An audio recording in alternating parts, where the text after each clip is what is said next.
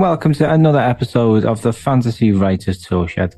I'm your host, Richie Billing, and today I'm delighted to be joined by the New York Times bestselling author, Mary E. Pearson, who's stopping by to chat about her new book, Morrighan, and also about writing more generally. If you're unfamiliar with Mary, she's a YA specialist, and recently she's enjoyed tremendous success on TikTok. So I'll be picking her brains all about that too. And Mary is also a tremendously talented storyteller, which is why she's a New York Times bestseller. And I'll also be asking her everything about her writing process and her journey to where she is today. Before we get into the meat of the episode, just a quick reminder that if you haven't already done so and you don't want to miss any new episodes, then subscribe or follow the show. If you have a few seconds to spare, please give an honest rating on the Spotify mobile app. It's a great way to show your support. And you can also help us out even more by sharing this podcast with anyone you think may be interested via social media or simply by word of mouth, telling people who you think may be interested. That means an awful lot. So thank you very much. If you like what we do and would like to carry on your learning after we shut up, then head over to Patreon, where you can find classes, books, interviews, and lots of writing guides. And now I'm delighted to welcome to the Toolshed for the very first time, Mary E. Pearson, for a chat about the writing process.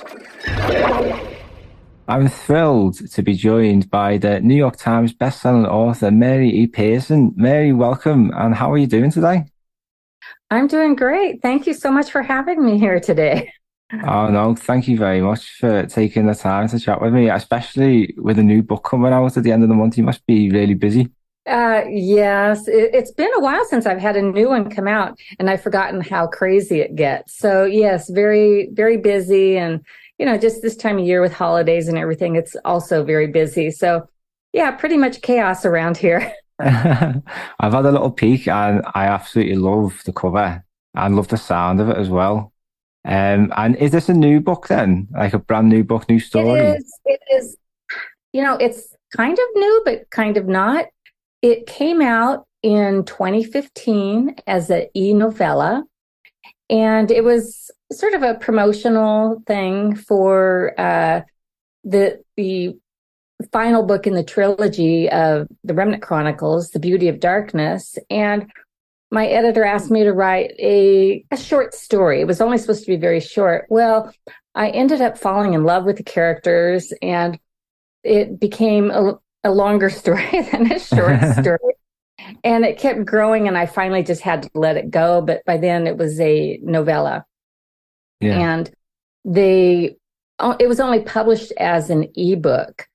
So then back in last fall, so 2021, my editor, she always knew that I wanted it to be in a hardcover. And so she said, "What would you think if we did that? Would you want to add any bonus material?" And I said, "Hot dog, yes, I would." Nice. So it is an older book, and yet it has 5 bonus chapters and other passages sprinkled throughout. And it's a hardcover, an illustrated hardcover.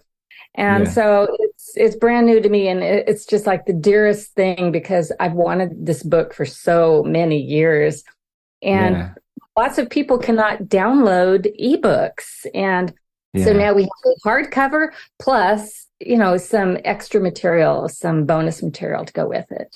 Yeah, there's been that shift back towards paperback, hasn't there? I've noticed in the last few years. I mean, I've done it myself. Like I went through a big phase of just getting loads of ebooks all the time. And then now I'm just buying paperbacks and nothing else because I just need to break from screens.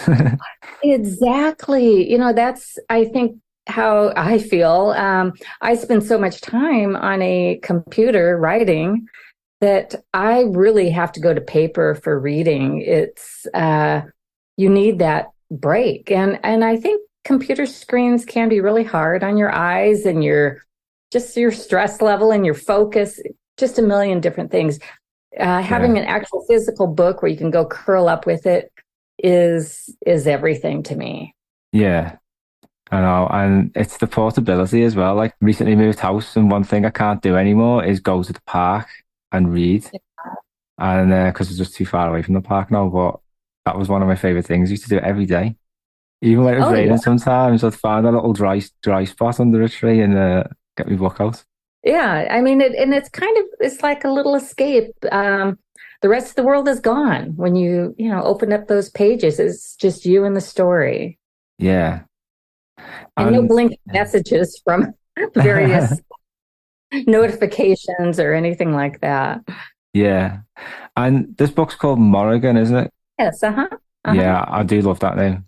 Yeah, It sounds almost a bit Irish. I don't know if there's any. right, right. Well, Yeah. it could be. And it's The part. origins of this Sorry, world go are on. very vague, so Nice. And it's part of the Remnant universe. it's all part of the remnant universe. And do you want me to tell you what Morrigan is about and how it fits Yeah. into that? The Remnant Universe is 5 different books. There's a trilogy and also a duology.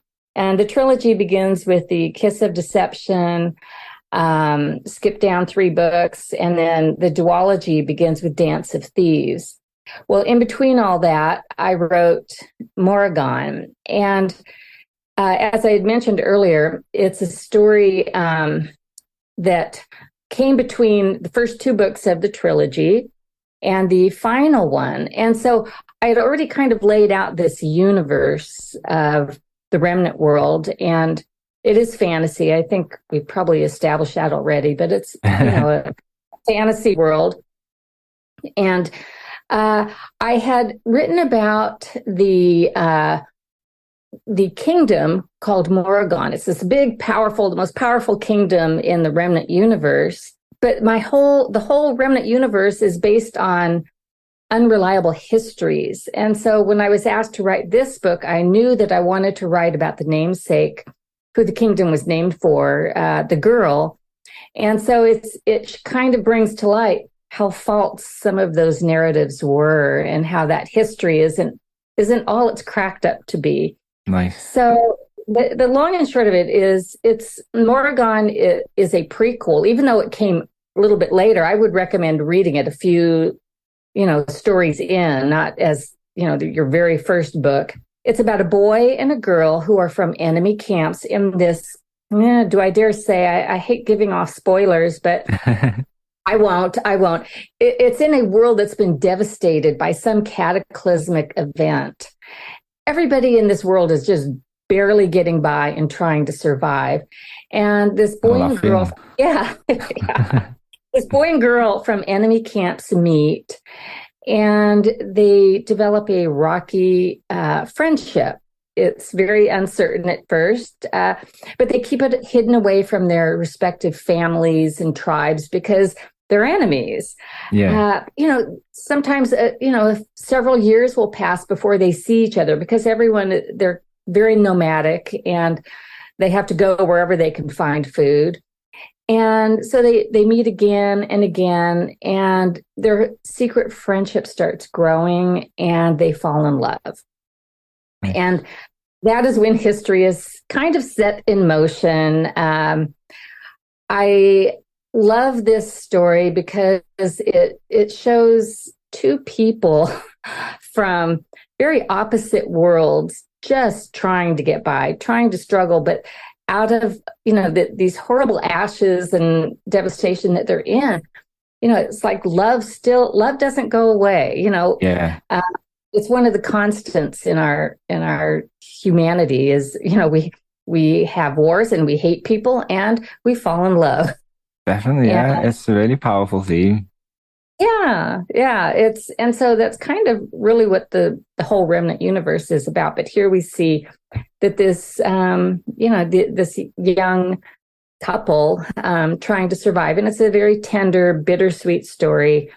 And it stole my heart when I started writing it. I didn't expect that to happen, but it did. And so I'm very excited that it's going to be in, where, like we were talking about, in physical form, where someone can go sit beneath a tree and escape into this world for a while. Yeah. And one thing I really loved about what you just said there is that it's all part of a universe.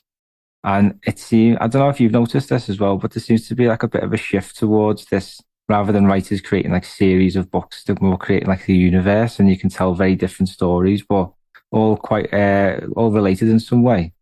And is this something that you've always wanted to do, or is it something that you've like sort of found inspiration for over time? It's funny because no, I never wanted to write a series ever. I used to write standalone books, most of them contemporary, and I thought I would never write a series. Why would I want to keep writing the same thing over and over again?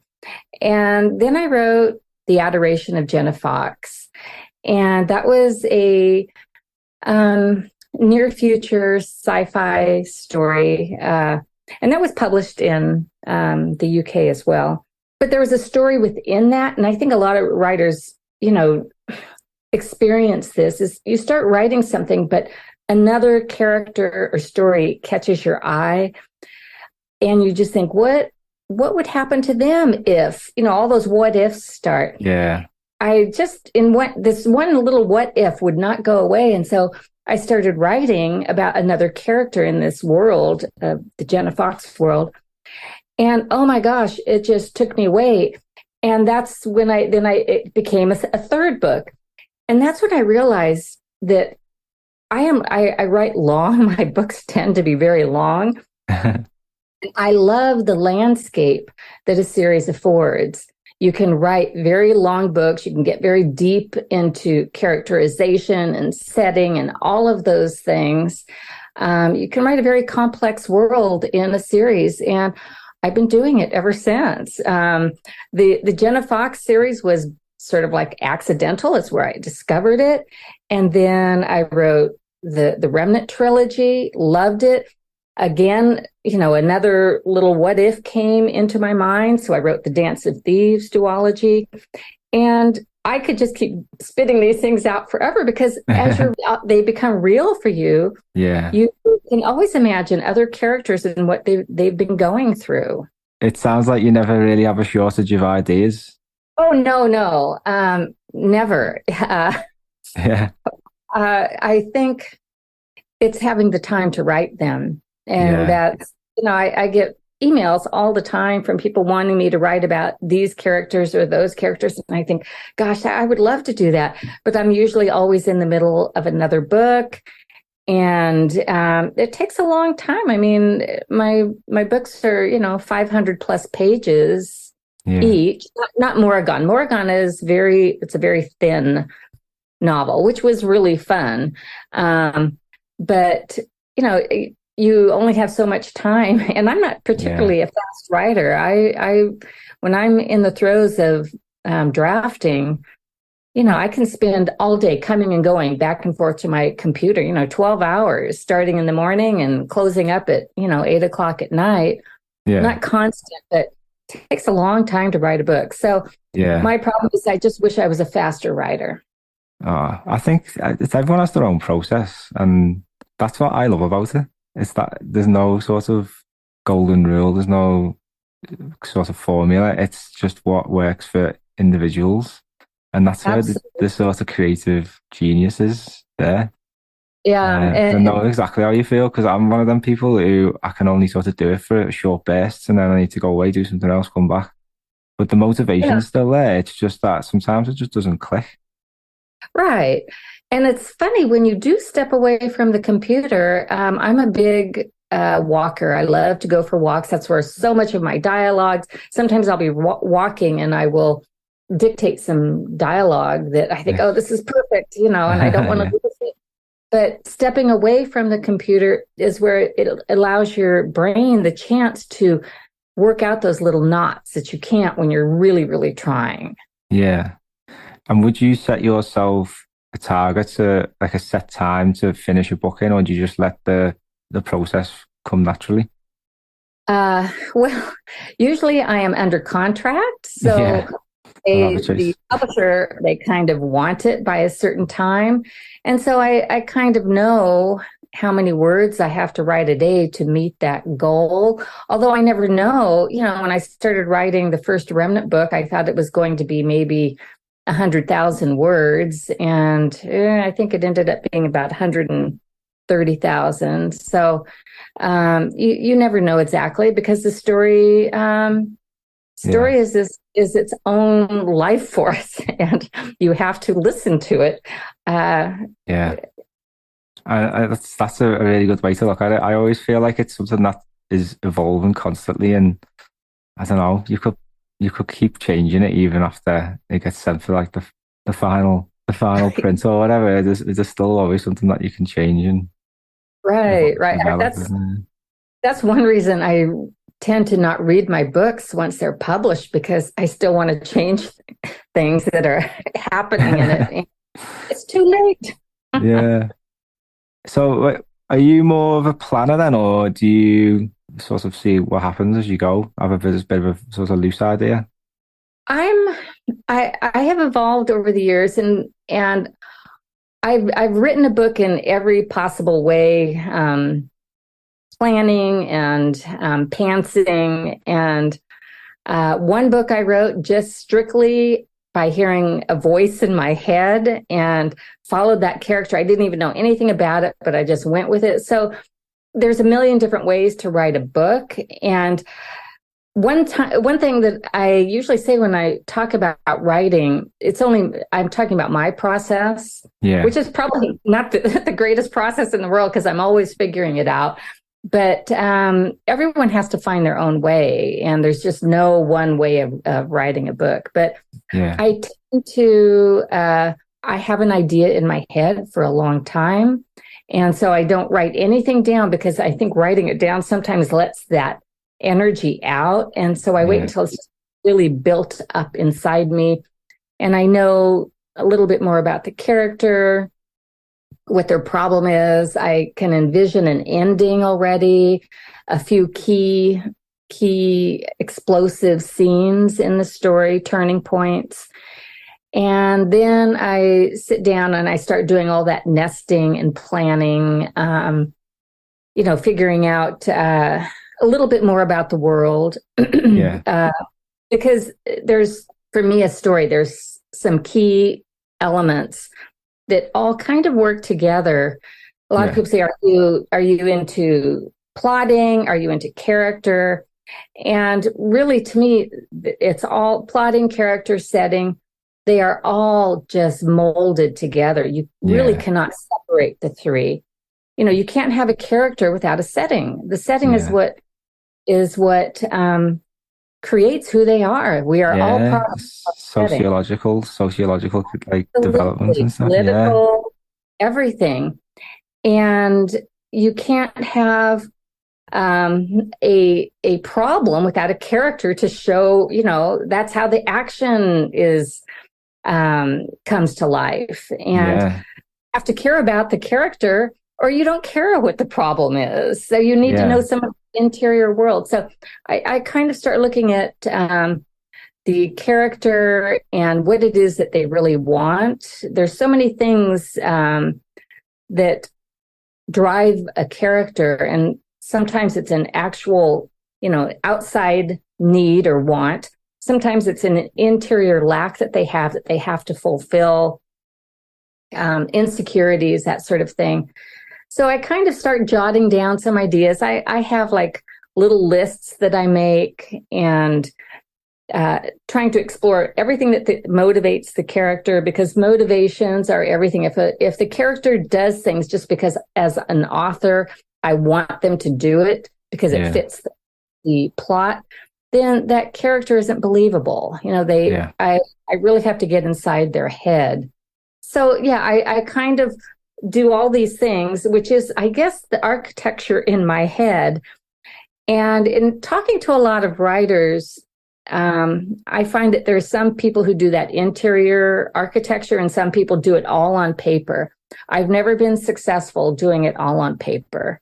I try, to be that outlining kind of person. The closest I've gotten to that is exploring the beats that are in every single story, like the catalyst. What is the catalyst that throws this character into a decision. Yeah. So I look at those beats, and I have usually, if you've heard of Save the Cat.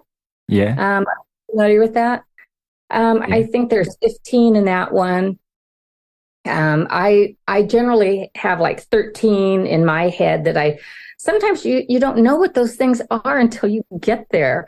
But I know that those are intrinsic parts of a story that pretty much every story has. Every story has a beginning, a middle, and an ending.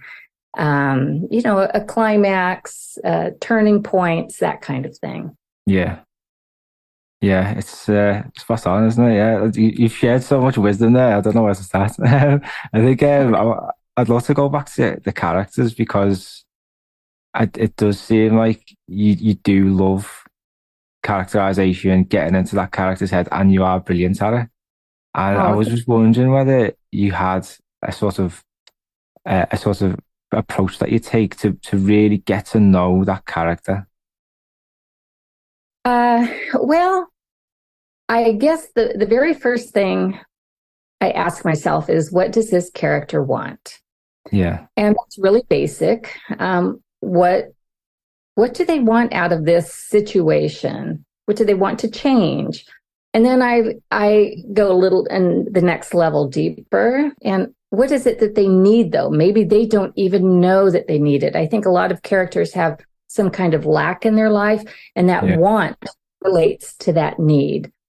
And then I start going a little bit deeper. And this is all about me getting to know the character. And I might want to know, what is the most shameful thing that they've ever done in their life?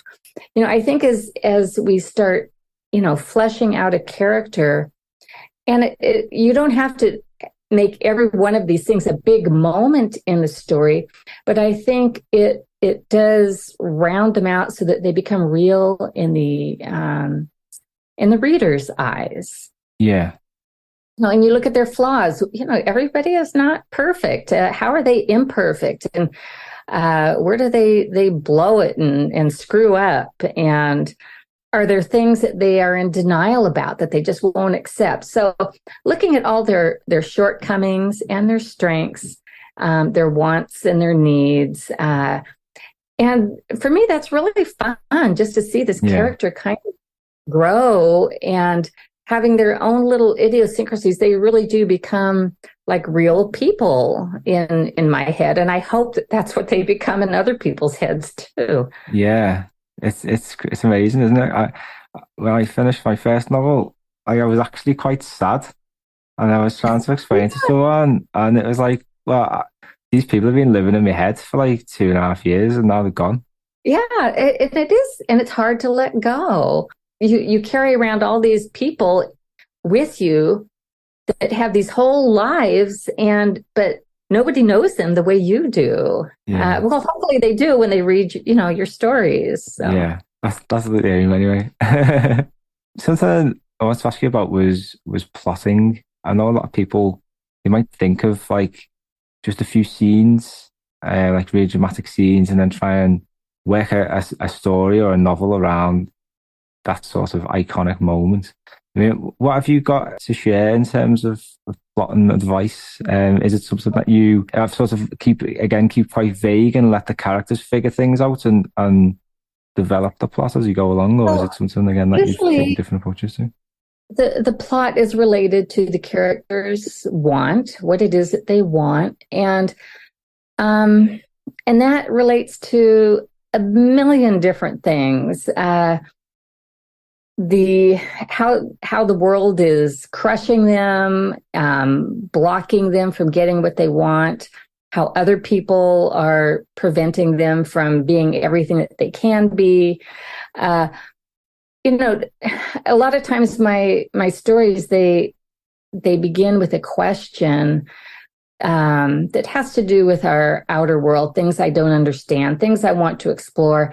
And then eventually I begin exploring it through a character. But the plot is, there's inner plots and outer plots. And the outer plot might be the first thing that comes to me, maybe the second thing. I think the inner plot, the the plot where the character changes and grows is really what stays with us. You know, the whole world may be saved in the end, but how once we close the pages of a book, what we will remember is the emotion that we felt, and maybe the victory we felt right along with the character and what they experienced. So I think the outer plot is, you know, all the bells and whistles, but the interior plot is the heart of the story. That's a really nice way to look at it. We have a lot of world building fans who listen to this show, and you get a lot of compliments for the worlds and the settings that you create. And I was wondering whether you've got any tips that you could share on creating worlds or even universes like you've done. Well, it's funny because I used to think that world building was just like all those boring passages that you read that you had to read when you were in high school. But one thing, and it relates back again to the character. If I don't see that character walking in a real world, living in a real world with details, I can't flesh that character out. I can't bring them to life. I heard an author speak long ago that's, oh my gosh, and her name, I'm having a blip moment. But she said, you know, if you want to bring and I apologize for that. I hate that because I know it's just, anyhow, if you want to bring your character to life, you have to give them a floor to walk on and air to breathe. And that always really, really stuck with me because that is the basics of world building. You have to make your character move in a real world. And so one of the things that I do, because you also don't want to have info dumps, there is a real danger because world building can be really fun, but you can't put it all on the page. And so one of the things that I go by is I don't reveal more than what my character is experiencing in that moment. Let's just say they're on the streets and they see some, soldiers mistreating somebody that they care about.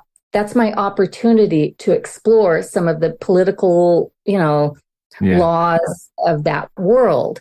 And so, they walk into a store and I can see which foods or what the architecture is like. So I try not to do info dumps, but organically reveal the world through my character's eyes. Yeah, it sounds very, very natural, and that's my favorite way to both like read fantasy stories and to write or to reveal them world building details as well. And that's, again, you've probably got lots of really great feedback from your readers, tell you that's what they really like as well. So like I've the few reviews I've had about it have said exactly the same thing. So I think that is a really good approach because, like you say, them massive passages of info dumpy text, it was anyway in older fantasy a real problem. Yeah, it is a problem in fantasy because sometimes you really have to get these info dumps across. And so trying to find small ways, usually, if I have a place where I really have to do a little bit of an info dump, I make sure that my character is doing something that is interesting, some sort of action. It's not just a big interior monologue or a actual, them talking to another character, telling them all this stuff. It has to come out in natural conversation while they're doing something else. It's kind of interesting. Nice. I know you're very much a YA specialist. We haven't really spoke much about YA at all on this podcast. I suppose growing up, I used to read a lot of it, but I've never tried writing it. Don't really know how to approach it either. And I have had quite a few people asking for advice. So I was wondering if you could basically share your wisdom on how you write YA. Well, I really don't write YA any differently than I would any other kind of, even if it were adult. I am working on an adult book right now. Yeah. I think the main difference is the character's age, but especially in fantasy, if I were writing contemporary, it would be a very different kind of situation. But when you're writing fantasy and they're in a world that's not like our world, the teenage protagonists can lead very adult lives. And in my books, they very much do. They have to step up at a very young age, as is true, especially in the medieval world. You were old by the time you were 20. So there's a difference in, right now we have this this age that we call teenagers or young adults, and in other eras they were adults. Yeah. So, and they were doing adult things, solving adult problems. But, there really aren't, I wouldn't say any tips except to say that you must love teenagers. That you must love that age in order to give it all the respect that it deserves and all the things that age group goes through. And I do, I love exploring all those firsts that young people have to address. And it's a tough time in anyone's life, but they are addressing these huge problems for the first time, and they make mistakes. But adults make mistakes too, and so I have a lot more empathy for a young person making bad choices the first time than I do for an adult. Yeah, everyone's got a big bad choices. Yeah, that's how you learn. So it's basically you just have to love the age, love exploring it. Reach into all of your memories of being that age and what you felt and what you went through. And yeah, that's really about it. Oh, that sounds good. I mean, I still think I'm 18 in my head, so I might give it a go. Yeah, same here. I made some giant decisions when I was like in 16, 17, 18 that changed my entire life. So it's not any age to really look lightly at. It's a very important. Definitely, yeah. Now, I understand that you've had quite a lot of success on TikTok. Well, excuse me. Yes, I have. And I really kind of don't even know what to say because I just recently joined TikTok. I've never posted. I don't do anything. My publisher asked me to do a live interview with somebody on TikTok. So I joined, but God bless readers. I mean, they took hold of Dance of Thieves and ran with it. And, it's just like one of those phenomena I'm very grateful for. And I wish I could send them all chocolate. It's one of those things that you can't predict. Yeah. So it's, I to be honest, I've never been on TikTok. It's completely passed me by.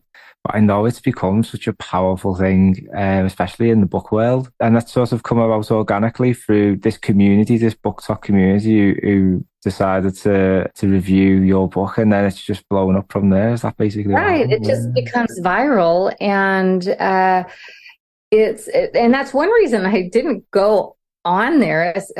If it ain't broke, I'm not going to try to fix it. I don't want to mess up what's going on over there. And but people do send me, sometimes I'm on Instagram. I'm very active there, and they'll send me.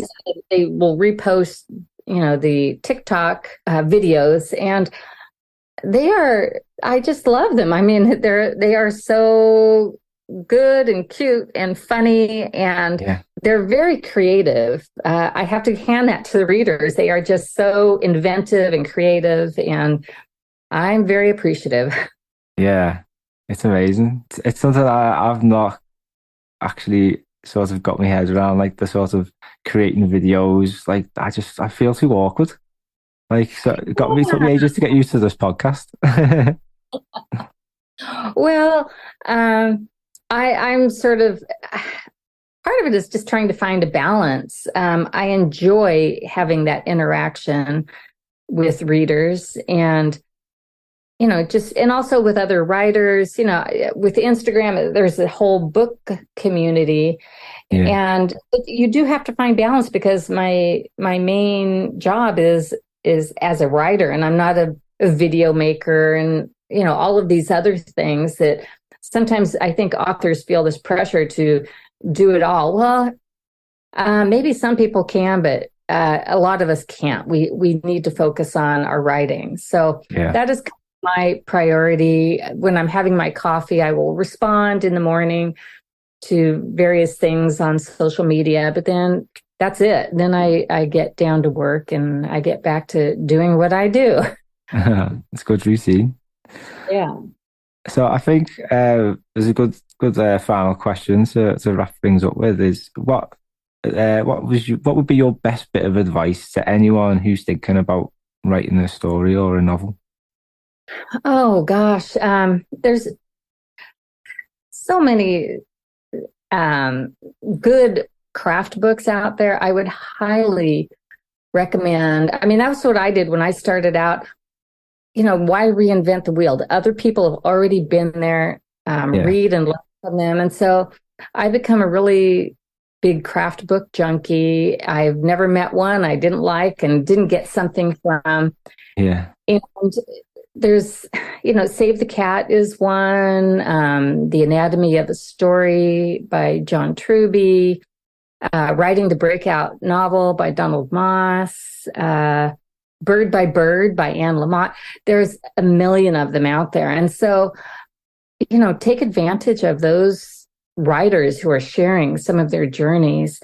But the thing is, you have to remember is that all of the things that people recommend will not be right for you in that moment in time. Maybe down the road, as your process evolves and changes, our creative brains all work differently, and we can only process certain information at certain times in our writing journey. So, take those nuggets that you can and use them. When I first started out, I think I've always been pretty good at building character, and I got a lot of rejections, and they'd say, your characters are really good, but your plot's not going anywhere. And after getting a few rejections like that, it's like, well, I guess I better pay attention to my plot. And so I got books about 3-act structure and various ways of writing a novel, and I learned. And so, we don't know what all of our weaknesses are or our strengths until we probably get some feedback. So that would be my other thing is, get some feedback on your writing. If you can join a writing group, or, there's all kinds of different groups online that can help out. And also one thing that's super important is read in the genre that you want to write in.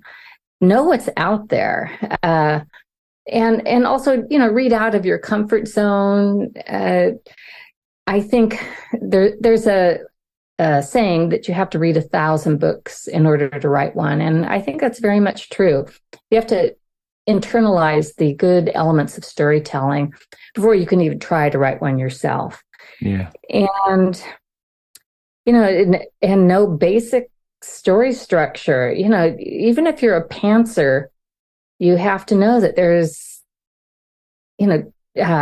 certain parts of a story that are in all stories, like beginning, middle, end, and catalyst, the climax, the lowest point, all of those things that are in every good story. When I was still very much in my pantsing mode, I went on tour with some other authors, and they were telling me about Save the Cat. And I was a little bit dubious about these beats and everything. And so we went through a book that I had already written, and they go, well, where's this beat? Where's that beat? And they went through, and by golly, I had all those beats in my story, and I didn't even know it. So it's kind of if you can actually know ahead of time, like, this is probably going to be in my story somewhere, I should probably start thinking about this dark moment, or the setup and all of these things. So no structure, and probably most important is set goals for yourself. Keep them small. I personally find that if I go to my computer every single day and just write even just a little bit, it keeps the story churning in my head. Because as you probably have found out, so much more writing goes on in your head than being at the actual keyboard. So it keeps my mind always working out plot points and, character issues and that kind of thing.